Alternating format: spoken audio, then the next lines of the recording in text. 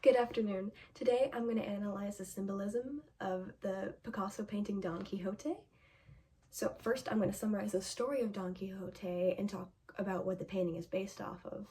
And then I'm going to talk about Picasso's background, who was the artist, and then I'll describe the painting and what it means. So summarized by the book tutor in the View essay Don Quixote book summary, it talks about his story as he's traveling along.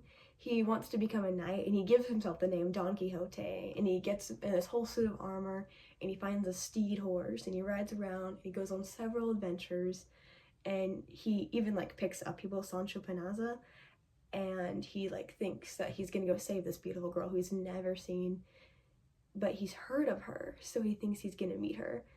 And then kind of halfway through the book, you kind of realize that he's just crazy and he's going on these fantasy adventures for fun. He's kind of like the 1800s role player. So he goes all this time, and then eventually he fights this one knight, and he says, if you win, then I'll stop adventuring forever. But if I win, I'll get to meet this girl who I've been dreaming of. And he loses and he goes back and he gets old and he decides he's done adventuring and kind of regrets his life of misadventure and traveling.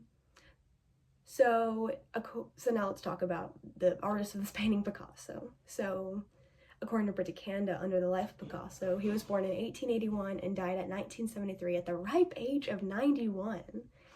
So from a young age, Picasso had a strong desire to paint. It was kind of running in his family. He became his father's pupil when he was 10, and he just experimented a lot with it. And then he started going to more art academies, and then he kind of realized halfway through that it was stupid, so he was done. So he decided to go sit outside and just watch people and painted that instead, and he made a lot more progress. And then he started traveling around the world, and he made a lot more experiences and met more people and kind of got more famous. So now let's talk about the painting. So I'll put here.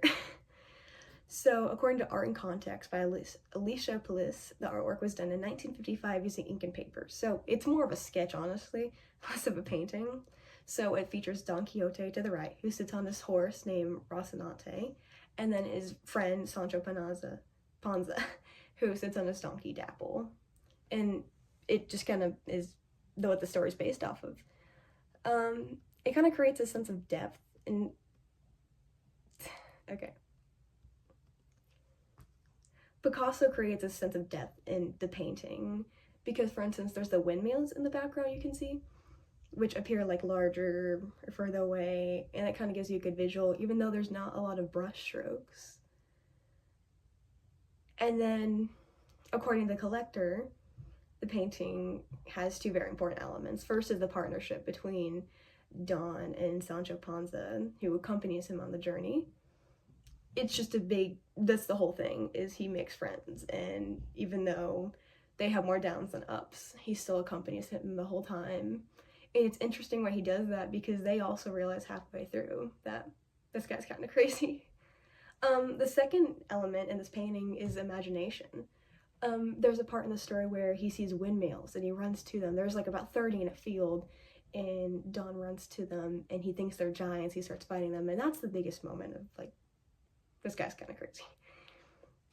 So in this, we kind of face conventional norms of reality versus imagination, and that's kind of the whole point of the book, is just that don't get lost in all this. So yeah, the sketch is a tribute to Don Quixote.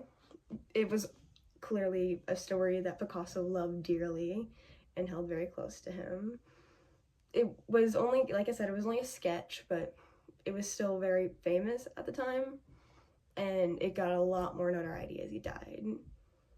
So I hope telling the story of Don, describing Picasso's life, and also describing the sketch provided a good idea of what the painting represents.